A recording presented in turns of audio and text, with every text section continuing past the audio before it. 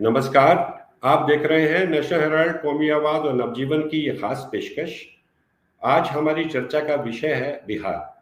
बिहार में हालांकि अभी आधिकारिक तौर पर चुनावी बिगुल नहीं फूंका गया। वो बात इसलिए क्योंकि चुनाव आयोग ने अभी चुनाव की तारीखों का ऐलान नहीं किया, लेकिन राजनीतिक दल अपने अपने तौर पर चुनावी बिगुल फूंक चुके हैं, यानी चुनावी गहमा गहमी शुरू हो गई है। पिछले दिनों बिहार में एसआईआर के यानी स्पेशल इंटेंसिव रिवीजन जो वोटर लिस्ट का हो रहा था, उसको लेकर आपने देखा वहां पर वोटर अधिकार यात्रा कांग्रेस के राहुल गांधी की अगुवाई में निकाली गई और अब आरजेडी नेता तेजस्वी यादव की अगुवाई में बिहार अधिकार यात्रा की शुरुआत हुई है। तो इन मुद्दों पर और बिहार की राजनीति में क्या बदलाव आने वाले दिनों में हमें देखने को मिल सकते हैं या हो रहे हैं, और दोनों गठबंधनों में, इंडिया गठबंधन और एनडीए गठबंधन में क्या चल रहा है, सीटों को लेकर क्या रस्साकशी है वगैरह वगैरह, इन सब पर हम चर्चा करेंगे। इस चर्चा में हमारे साथ हमारे खास मेहमान हैं। हमारे साथ दिल्ली से जुड़े हैं विश्व दीपक, लखनऊ से जुड़े हैं नागेंद्र जी, और दिल्ली से ही जुड़े हैं हमारे साथी, हमारे वरिष्ठ साथी हरजिंदर जी। इस चर्चा की शुरुआत में सबसे पहले दीपक आपसे करना चाहता हूं, क्योंकि पिछले दिनों आप वोटर अधिकार यात्रा के दौरान बिहार में थे और अब जो तेजस्वी यादव की अगुवाई में बिहार अधिकार यात्रा शुरू हुई, तो आपको स्थानीय स्तर पर, लोकल स्तर पर जमीनी क्या खबरें मिल रही हैं? देखिए, वहां से दो तरह की बातें छन करके आ रही हैं। उसमें से एक जो हिस्सा है उन बातों का, जो वहां से फीडबैक जिसको हम कह सकते हैं, वो ये है कि बहुत सारे लोग इस यात्रा को एक इस तरह से देख रहे हैं या इसको इसको दिखाने की कोशिश कर रहे हैं कि ये आरजेडी की निजी यात्रा है और वो वोट अधिकार यात्रा के रिस्पॉन्स में उन्होंने शुरू किया है। एक इस तरह के फीडबैक आते हैं और खासतौर से मेन स्ट्रीम मीडिया इस थियरी को प्रोपोगेट कर रहा है कि तेजस्वी यादव को अपनी खुद की यात्रा निकालनी पड़ी।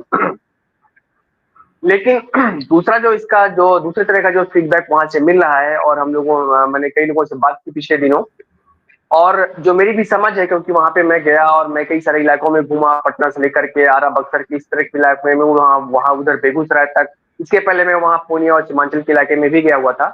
तो जो मेरी समझ बनती है, आप कह सकते हैं कि वो ये, मैं इसको वोट अधिकार यात्रा के एक्सटेंशन के तौर पे देखता हूँ। इसको, इस यात्रा को कांग्रेस के लोग भी जो हैं, आरजेडी के लोग भी जो हैं, सीपीआईएमएल के जो लोग हैं, वो लोग इसको वोट अधिकार यात्रा के एक्सटेंशन के तौर पर देखते हैं। पहली बात, यहाँ पे ये स्पष्टता होनी चाहिए, ये उस यात्रा के रिस्पॉन्स में नहीं शुरू की गई है, या आरजेडी किसी तरह से इंडिया ब्लॉक के अंदर उनके बीच, आरजेडी या कांग्रेस के बीच में कोई कंपटीशन नहीं है कि हम पहले यात्रा आपने निकाली अब हम निकालेंगे। तो पहली बात तो ये है कि वो उसका एक्सटेंशन है वोट अधिकार यात्रा की, एक बात। दूसरी बात, आपने इसके नाम गौर करिए, इसका नाम है बिहार अधिकार यात्रा। तो जाहिर सी बात है, वोट अधिकार यात्रा का जो आपने देखा कि उसकी जो शुरुआत हुई थी, उसके पहले राहुल गांधी ने एक प्रेस कॉन्फ्रेंस की थी दिल्ली में और उसमें उन्होंने बंगलुरु की महादेवपुरम सीट का जिक्र किया था। और चूंकि वोट चोरी का जो मुद्दा वो एक राष्ट्रीय मुद्दा है, उसका नेशनल पर्सपेक्टिव बनता है, और चुनाव चूंकि बिहार में हो रहे हैं, इसलिए बहुत जरूरी था कि जो जो इंडिया अलायंस है उसका जो सबसे सबसे मेजर पार्टनर है, वो बिहार पर थोड़ा सा फोकस करते हुए कोई बात करे, बिहार के बारे में अटेंशन को फिर से थोड़ा सा वापस लाए। इसीलिए आपने ध्यान दिया होगा कि इसका नाम रखा गया बिहार अधिकार यात्रा। यानी कि जो पूरा नैरेटिव बिल्डिंग हुआ था वोट अधिकार यात्रा के अराउंड, उसी से इसको एक्सटेंशन करते हुए, इसको आगे बढ़ाते हुए बिहार पर फिर से उस सारे फोकस को लाने की कोशिश है इसमें। तो दूसरी बात ये है इसमें। और तीसरी बात यह है कि हम सब ने ऐसा सुना है कि भाई इसमें तेजस्वी यादव जो है अपने मुद्दे उठा रहे हैं केवल, और गठबंधन की बातें इसमें नहीं हो रही है। तो ऐसा नहीं है। हमने कल देखा है तेजस्वी यादव का एक बहुत ही वायरल वीडियो था जिसको बड़ी तेजी से रात को नारे लगा रहे हैं कि वोट चोर गद्दी चोर, वोट चोर गद्दी चोर।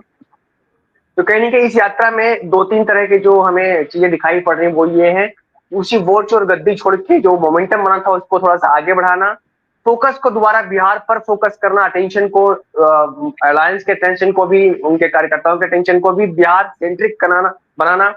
और तीसरी बात, उस मोमेंटम को, जो ऊर्जा बनी थी, जो कोऑर्डिनेशन बना था, उसको थोड़ा सा आगे ले जाना।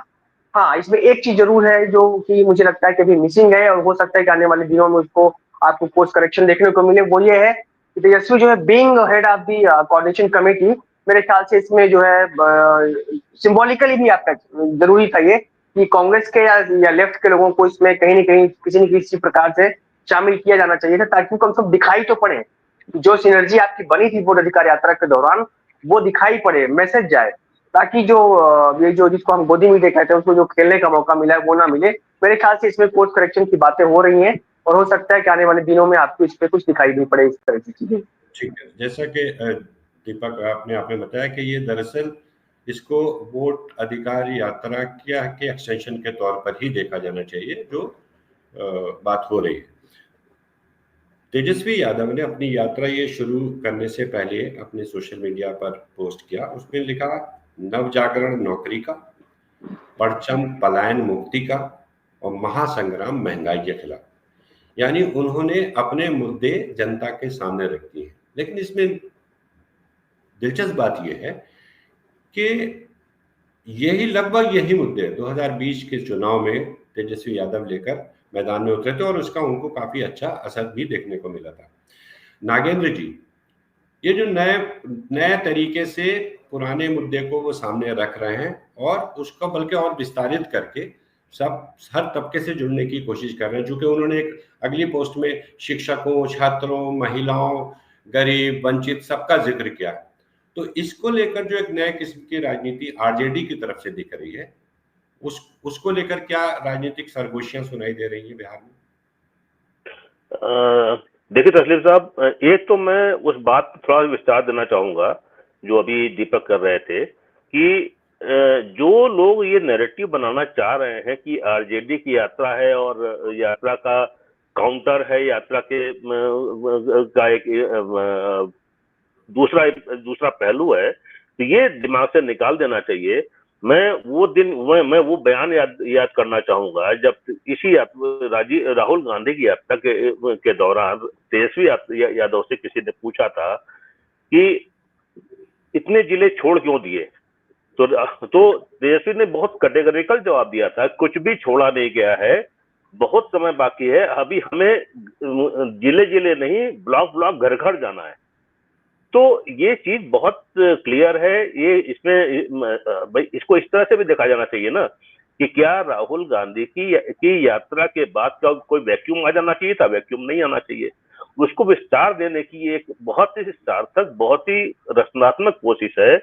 कल जब आप देखिए जहानाबाद से यात्रा चली और आज ये बख्तियारपुर में है, लगातार वो अपने वो इशूज, बेरोजगारी का, क्राइम का, महिलाओं का मुद्दा, पलायन का मुद्दा बहुत शिद्दत से उठा रहे हैं और वोट चोरी के मुद्दे पे नारे लगवा रहे हैं। अभी थोड़ी देर पहले मैंने बख्तियारपुर का वीडियो में लाइव देख रहा था, उसमें बाकायदा पूरे, तो ये इसको पूरे को उस बनावट के साथ देखा जाना चाहिए।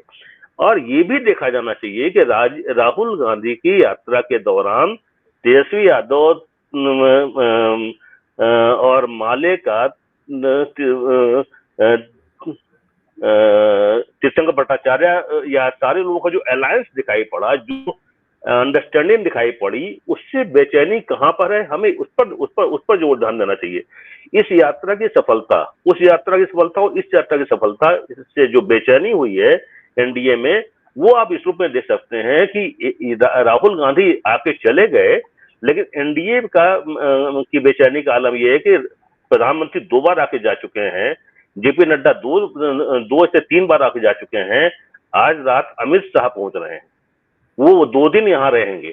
तो आप ये देखिए कि किस तरीके से चीजें चल रही हैं। और इसकी सफलता का दूसरा पैरामीटर ये है कि राहुल गांधी की यात्रा को खत्म हुए कई दिन हो चुके हैं, लेकिन अब भी मीडिया ये बताने की कोशिश कर रहा है भीड़ कहां से आई थी, और वो ये बताने की कोशिश कर रही है, पीछे नहीं हट रहा है कि प्रधानमंत्री नरेंद्र मोदी के पूर्णिया से चले जाने के 4 दिन बाद भी आज वो नए वीडियो दिखा के बताना चाह रहा है कि पूर्णिया में तिल रखने की भी जगह नहीं थी। आप ये सारे जो डिवाइसेज अपनाए जा रहे हैं एनडीए से लेकर के मीडिया तक, इसको समझना चाहिए कि वो महागठबंधन या इंडिया अलायंस के परफॉर्मेंस से जो बेचैनी है उसका लेवल क्या है, इसको समझा जाना चाहिए। और एक और चीज है, जो कई दिन से मैं महसूस कर रहा हूं और आने वाले दिनों में वो और तेजी से शायद बढ़ेगी, वो ये है सीटों का तालमेल। सीटों को तालमेल की बात कहीं जमीन पे नहीं है, और लेकिन उसमें ये बताया जा रहा है, तेजस्वी यादव के बयान की चर्चा लोग बार बार कर रहे हैं कि 249 सीटों पे हम लड़ेंगे। अरे भाई, तेजस्वी यादव ने इतना कंस्ट्रक्टिव मैसेज दिया था, ठीक उसी अंदाज में जैसे उनके नेता देते हैं, उनके बड़े नेता जो देते हैं मैसेज, हर सीट पर मोदी मौजूद है। तेजस्वी ने यही कहना चाहा था कि हर सीट पे मैं लड़ रहा हूं, मुझे देखिए। अपने वो उस समय अपने कैडर को, अपने वोटर को एड्रेस कर रहे थे। तो बिहार का चुनाव बहुत रोचक मोड़ की ओर जा रहा है। और इस समय जो अभी दीपक बता रहे थे कि करप्शन की जो बात हम लोग कर रहे हैं, या जो सामने आ रही हैं, इसको इस रूप में देखा जाना चाहिए कि इंडिया अलायंस का आरजेडी, सीपीआईएमएल, लेफ्ट पार्टियां या मुकेश सहनी, ये सारे जो घटक दल हैं, ये अगर अपनी अपनी मजबूती को नहीं दिखाएंगे तो महागठबंधन मजबूत नहीं होगा। पहले मेरा मानना यह है कि पहले एक एक दल अपने आप में मजबूत होगा, फिर गठबंधन अपने आप मजबूती मिल जाएगी। लगातार माले लगातार दौरे कर रहा है, माले के लोग लगातार दौरे कर रहे हैं, गांव गांव जा रहे हैं, घर घर जा रहे हैं। आरजेडी के लोग भी शांत नहीं बैठे थे, ये इंडिकेटेड तरीके से इन्होंने ये चला है। ये गठबंधन की मजबूती का ये दूसरा पड़ाव है। इसको अभी इसके कई सेट देखने को मिलेंगे हमको। ये बहुत दिलचस्प बात कही नागेंद्र जी आपने कि इसको अलग करके नहीं देखना चाहिए, उसके एक्सटेंशन के तौर पर और महागठबंधन की एकजुटता के तौर पर देखा जाना चाहिए। हरजिंदर जी, नागेंद्र जी जो बात कह रहे हैं, और मीडिया में और दूसरे विपक्षी यानी महागठबंधन के विपक्षी दलों द्वारा, बिहार के सत्तारूढ़ दलों द्वारा, जिसमें बीजेपी और जेडीयू मुख्य पार्टी है, उनके द्वारा ये प्रसारित करने की कोशिश की जा रही है कि देखिए, तेजस्वी यादव ने जब अपनी यात्रा शुरू की है तो उनकी बस जो या उनका जो वाहन है वो पूरा हरा रंगा हुआ है, जो आरजेडी का रंग माना जाता है। उस पर सिर्फ लालटेन है, उस पर सिर्फ तेजस्वी हैं। यात्रा में सिवाय आरजेडी के झंडे दिखाई दे रहे हैं। ये क्या इसको समझने के लिए क्या हमें और गहराई में जाना पड़ेगा कि ऐसा नहीं है, महागठबंधन के लोग अपने अपने तरीके से अपनी अपनी जगहों पर लगे हैं, या जैसा कि नागेंद्र जी ने जिक्र किया कि 243 सीटों वाली बात को जरूरत से ज्यादा बढ़ा चढ़ाकर पेश किया जा रहा है, उसको आइसोलेशन में देखने के बजाय इससे जोड़कर देखा जाए। देखिए, एक तो ये है कि जो कुछ हो रहा है उसको देखने के लिए बहुत गहराई में जाने की जरूरत नहीं, सब कुछ सामने है, सतह पर है और स्पष्ट है। मीडिया शुरू से, पहले दिन से, जिस दिन से इंडिया ब्लॉक बना है, लगातार ये कोशिश कर रहा है, हर मौके पर, हर छोटी सी खांसी हो जाए, जुकाम हो जाए, उस पर यही कह रहा है कि इंडिया गठबंधन में दरार पड़ी। ये परमानेंट हेडिंग बन गई है कुछ अखबारों की, लगातार वो साल में आप 5 बार ऐसी हेडिंग देख लेंगे हर मौके पर। और जब वो एक साथ मिल जाते हैं तब कहीं खबर नहीं होती कि वो एक हो गए हैं। तो ये इसके एक कारण तो ये है कि हम बहुत कुछ, विपक्षी एकता क्या होती है और उसमें अपना स्वतंत्र अस्तित्व बनाते हुए लोग किस तरह से जुड़ते हैं, एक तो हम इसको नहीं समझते, और दूसरा एक नैरेटिव देना चाहते हैं कि जो मोदी के खिलाफ हैं वो एकजुट नहीं है, वो टूट रहे हैं। जो नागेंद्र जी ने कहा कि ये जो यात्रा है ये राहुल गांधी की यात्रा का ही एक्सटेंशन है, मैं इसको, इसी बात को मैं उनसे सहमत हूँ। दूसरी तरह से देखता हूँ, देखिए आंदोलन क्या होता है? आंदोलन वो होता है जो लोगों को एक प्रोग्राम देता है, उसके बाद वो अपना एक मूवमेंट चलाता है, लोगों को मोबिलाइज करता है। अब ये जो मोबिलाइज हुए लोग हैं, ये फिर घर जाके ना बैठ जाएं कार्यक्रम के बाद, उनको लगातार एंगेज करने का प्रोग्राम देना पड़ता है। तो एक दूरी तक वो प्रोग्राम राहुल गांधी ने दिया, उसके बाद अब वो तेजस्वी दे रहे हैं। तो ये एक निरंतरता है इसमें, कोई इसमें वैसा नहीं है कि मामला जो है बदल गया और टूट पड़ गई और दरार पड़ गई। अखबारी हेडिंग के लिए या टीवी चैनलों के लिए ये बड़ा अच्छा विषय हो सकता है, अदरवाइज सच इसमें कहीं नहीं है। जी, ये रिले, यानी एक तरीके से ये रिले रेस का बैटन है जो पास ऑन किया जा रहा है। दीपक, आपके पास आता हूँ। तेजस्वी यादव की अपनी एक वॉक कला है, उनकी वॉक पटुता है, भाषण देने का एक अलग अंदाज है। लेकिन इस यात्रा के दौरान वो एक चूहे की कहानी सुना रहे हैं, वो बहुत दिलचस्प है। वो उस बहाने वो नीतीश सरकार तो क्या ही कहें, बल्कि नीतीश कुमार के कथित अगुवाई में चल रही सरकार के जिसमें वो कहते हैं कि चूहा पुल कुतर गया, चूहा बांध कुतर गया, चूहा अस्पताल कुतर गया, चूहा फाइलें कुतर गया। तो वो उस स्कोर पर, भारतीय जनता पार्टी के उस स्कोर पर अटैक कर रहे हैं जिसमें वो दावा करती रहती है कि हम भ्रष्टाचार वाली पार्टी नहीं। इसको लेकर ये सुनने में भले ही उस समय रोचक लगे, लेकिन क्या इसका लोगों में कुछ लेकर कुछ हल्की सी बातचीत है कि वाकई बिल्कुल बिल्कुल। थोड़ा सा मैं इसमें एक चीज जो पिछली बातचीत में ऐड करना चाहता हूँ कि अगर बात 243 सीटों पर लड़ने की है और इसी से पता चलता है कि कौन सा गठबंधन कितना मजबूत है, तो हमें याद होना चाहिए या कि सबसे पहले ये बात रामविलास पासवान जी के, स्वर्गीय रामविलास पासवान के बेटे चिराग पासवान ने कही थी, और उन्होंने ये क्लेम किया था कि हम जो है बिहार की 243 सीटों पर मैं अकेले दम पर अकेले लड़ूंगा।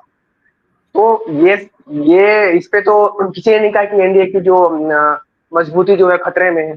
243 सीटों को दावेदारी सबसे पहले चिराग पासवान को ये स्टैंड मिलना चाहिए लड़ने की।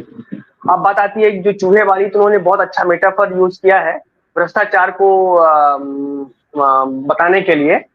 बिहार में हमने देखा कि पिछले दिनों पुल का उद्घाटन होता है और पुल गिर जाता है। हमने बहुत सारी ऐसी तस्वीरें भी देखी है जिसमें से कि खेत के बीचों बीच पुल बना हुआ है। हमने ऐसा भी देखा है कि वहां पे अस्पतालों के अंदर क्या वहां पे मतलब बेतरतीबी है, क्या हाल है वहां पर। और मैं अपनी यात्रा के दौरान मुझे बहुत सारी चीजें ऐसी पता चली जिससे मैं हैरान रह गया कि बिहार जैसे गरीब राज्य में छोटी से छोटी पोस्टिंग के लिए जिस तरह से बेतहाशा घूसखोरी है, आपको बिल्कुल हैरानी होगी जान करके। चाहे वो दरोगा की पोस्टिंग हो, शिक्षक की पोस्टिंग हो, रेलवे में पोस्टिंग हो, और ब्यूरोक्रेसी के लोग मुझे बता रहे थे कि समझिए कि वहां पे जो सचिव बनने के लिए 100 करोड़, 200 करोड़, 300 करोड़ तक की बोलियां लगती है।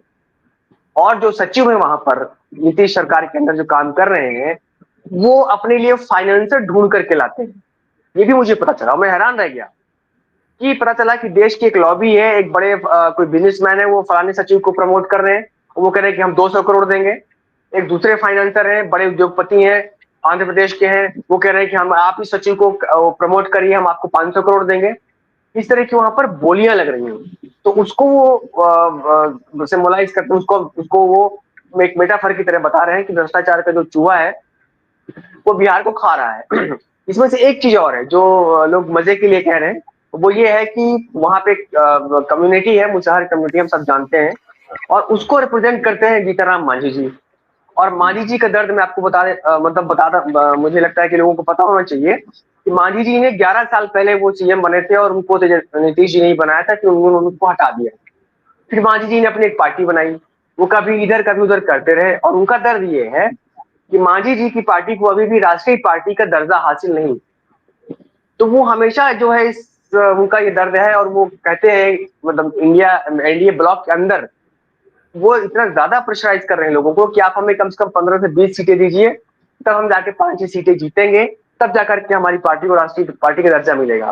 तो वो जो चूहे वाला मूस वाला जो मेटाफर है, उसका इशारा कहीं कहीं उस तरफ भी है कि वो जो जहां पे चूहा खा रहा है, जिन चीजों को खा रहा है, वो कहां पर है। और अलायंस की मजबूती के संदर्भ में भी ये बात इंपॉर्टेंट है, ध्यान रखने लायक है कि मांझी साहब की वजह से भी लोग कह रहे हैं कि कहीं ऐसा ना हो कि एनडीए में कुछ लास्ट तक में कुछ खेला हो जाए। हाँ, एक बहुत दिलचस्प बात है ये जो आपने जीतनराम मांझी मुसहर समुदाय की बात की, और तेजस्वी यादव के दिमाग में बैक ऑफ द माइंड शायद इस समुदाय को लेकर कुछ ना कुछ अवश्य रहा होगा। एक और इंटरेस्टिंग बात है नागेन जी, वो ये कि आरजेडी को ट्रेडिशनली एमवाई की पार्टी कहा जाता रहा है पूर्व में, यानी मुस्लिम और यादव के कॉम्बिनेशन के दम पर वो सत्ता में आए या उनकी राजनीति चलती।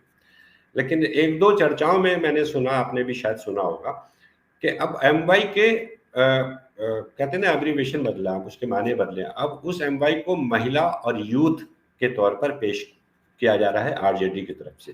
और तेजस्वी यादव के अपने भाषणों में, उनके सोशल मीडिया पोस्ट में और आरजेडी के अन्य नेताओं के बयानों में हमें महिलाओं की और युवाओं की बात सुनने को मिलती है।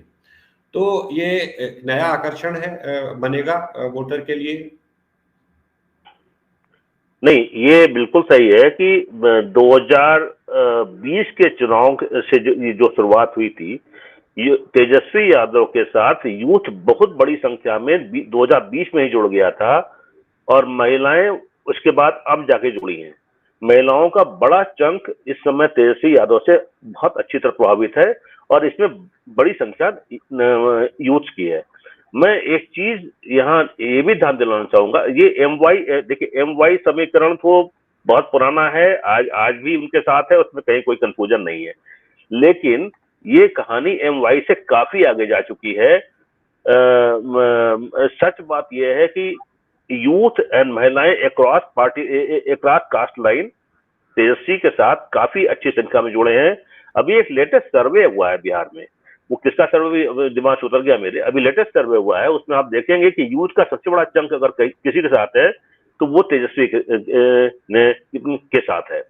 एक चीज और, तेजस्वी यादव ने पिछले दिनों अपनी मीटिंग्स में, अपनी भाषणों में जिस तरह से ये जो फ्रीबीज जिसका नीतीश कुमार विरोध करते आ रहे हैं, आजीवन उन्होंने कसम खाई थी कि हम फ्रीबीज के साथ नहीं खड़े होंगे, और जिस तरह फ्रीबीज उनके मुंह से निकलना शुरू हुए हैं कि आरजेडी सोचता है वो घोषणा कर देते हैं, आरजेडी अपने भाषण में लाता है वो घोषणा कर देते हैं।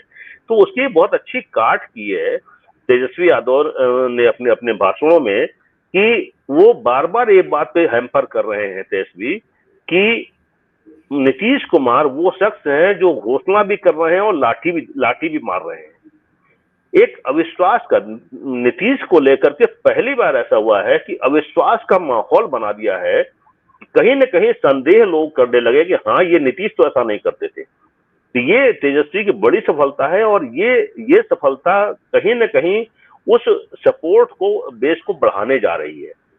पिछले दिनों बेरोजगारों पे जो लाठीचार्ज हुआ, टीचर्स पे जो लाठीचार्ज हुआ, शिक्षा मित्रों पे जो लाठीचार्ज हुआ, महिलाओं को जिस तरह से वहां रोका गया, इन सारी चीजों को बहुत अच्छे तरीके से कटर किया तेजस्वी ने, और इसका एक इम्पैक्ट हर जगह दिख रहा है। आप अभी जहानाबाद से बख्तियारपुर को भी अगर आप देखेंगे, या राहुल गांधी की यात्रा को देखेंगे, दोनों में देखेंगे यूथ का बहुत बड़ा चंक वहां पर था, और महिलाओं का बहुत बड़ा चंक वहां पर था, जो जिसके हाथ में आरजेडी के बैनर भी थे और दूसरे हाथ में कांग्रेस का बैनर भी था। तो इस तरीके से एक लोगों को जोड़ा गया है, और ये बिहार की पॉलिटिक्स का एक नया ट्रेंड भी शायद बनने जा रहा होगा आने वाले दिनों में, जो दिखाई देगा कि महिलाओं की का जो जिस शराबबंदी से महिलाएं नीतीश कुमार के साथ खड़ी हुई थी, उस शराबबंदी का जो दूसरा नेगेटिव इम्पैक्ट हुआ, वो महिलाओं का मोहभंग भी हुआ है। कितना हुआ है ये अभी देखना अभी बाकी है। ठीक है, ये कितना असर हो रहा है, जाहिर सी बात है, अभी काफी समय है, चुनाव में भी काफी समय है। एक चीज और जोड़ू मैं यहाँ पर, तेजस्वी यादव जिस तरह जमीन पर उतर के अभी काम कर रहे हैं, अभी जिस तरह से कोसी बेल्ट में, संभवतः कोसी बेल्ट की बात है, एक पत्रकार पर एक मंत्री ने हमला किया, मुंह उसको पीटा, उसको गालियां दी, सब कुछ किया, वही गालियां दी जो जिसके लिए मोदी जी ने पूरे देश को एक कर रखा है अपने हिसाब से, वही गालियां दी। और तेजस्वी यादव थाने में जाके बैठ गए, और बैठने के बाद उन्होंने FIR लिखने में मजबूर कर दिया। तेजस्वी इस तरीके से प्रोएक्टिव पॉलिटिक्स का जो नया चेहरा बन के उभरे हैं, ये बहुत अपील कर रहा है लोगों को। हाँ, तो मतलब चुनाव में हालांकि नेता से उम्मीद तो यही करनी चाहिए कि वो एक प्रोटेक्टिव अप्रोच के साथ लोगों के, मतदाताओं के बीच आएगा। हमने महिलाओं की बात की और युवाओं की बात की, लेकिन वहां पर बहुत बड़ा समुदाय, हरजिंदर जी, उन लोगों का है जिनको हम माइग्रेंट वर्कर कहते हैं, जो दूसरे राज्यों में चले जाते हैं और फिर वापस आते हैं। इसकी चर्चा जब SIR हो रहा था, काफी बड़े पैमाने पे हुई। उस तबके की, वो जो कि बहुत बड़ा तबका है, उस तबके तक पहुंचने के लिए आपको क्या लगता है, कौन सी अप्रोच आने वाले दिनों में तेजस्वी यादव या महागठबंधन के लोग अपनाने वाले होंगे, और कैसे उनको समझा पाएंगे कि उनके राज्य में, जो अभी वहां पर नहीं है, उनके राज्य में क्या कुछ बदल रहा है, कैसे बदल रहा है? ये थोड़ा सा, एक तो ये है कि जो लोग बिहार में नहीं हैं और बिहार से बाहर कुछ दिन के लिए चले गए हैं, जो वोट अधिकार यात्रा है उसमें उनकी लड़ाई भी शामिल है, ये एक बात है। दूसरा, उनको अब समझाने की बहुत जरूरत नहीं है, क्योंकि वो जानते हैं कि उनके नाम अगर कट रहे हैं तो कौन कटवा रहा है और उन्हें किससे जुड़ना चाहिए। तो ये बहुत सिंपल सा वो है, इसमें कोई ज्यादा वो नहीं है। और आप कई चीजों को नोट करें, सिर्फ यही नहीं हो रहा है। पंजाब में कुछ जगहों पर यह हुआ है कि उत्तर प्रदेश और बिहार से जो लोग आते हैं उनका बहिष्कार किया जाए। बाकायदा इसके लिए प्रस्ताव पास हुए हैं। आप टीवी पे देखें तो कुछ कार्यक्रम भी उनके यूट्यूब पे आपको मिल जाएंगे। तो ये सारी चीजें जो हैं उन लोगों के फेवर में जा रही हैं जो बिहार से बाहर निकल के कहीं काम कर रहे हैं, कुछ दिनों के लिए जाते हैं फिर आ जाते हैं। अभी तक क्या होता था कि ऐसे लोग जितने दिन बाहर हैं उनको कोई मतलब नहीं रहता था राज्य की राजनीति से। अब राज्य की राजनीति से जुड़ना उनकी मजबूरी भी बनता जाएगा, और साथ में उनको ये भी समझ में आएगा कि कौन उनका नाम हटवा रहा है और कौन उन्हें राज्य की राजनीति में महत्वपूर्ण, उनके महत्व को बनाए रखना चाहता है। जी है? ये बहुत इंपॉर्टेंट बात है कि लोगों को ये समझ में आए कि कौन उनको, उनके न सिर्फ वोट को कटवा रहा है, बल्कि इस बहाने उनके जो अधिकार है एक नागरिक के तौर पर, किसी राज्य का निवासी होने के नाते, उस पर भी चोट पहुंचती है, उसमें भी कमी आती है। हम इसी किस्म की चर्चाएं और करेंगे। अभी तो माहौल गर्माना शुरू हुआ है बिहार और भी राज्यों में, जो बिहार के साथ दूसरे एक दो राज्यों में चुनाव होगा उसकी भी चर्चा करेंगे। बस आज की चर्चा में आप लोग का जुड़ने के लिए शुक्रिया। और आज की चर्चा में तेजस्वी यादव ने एक, मैं उसको शेयर तो नहीं कहूंगा, तो बंदी ही कहूंगा, तो उन्होंने अपने सोशल मीडिया पोस्ट में कल रात की थी, आज की यात्रा शुरू करने से पहले। उन्होंने लिखा था, कांप रही है कुर्सी, हाँफ रही है सत्ता, इस सरकार से मुक्ति मांग रही है जनता।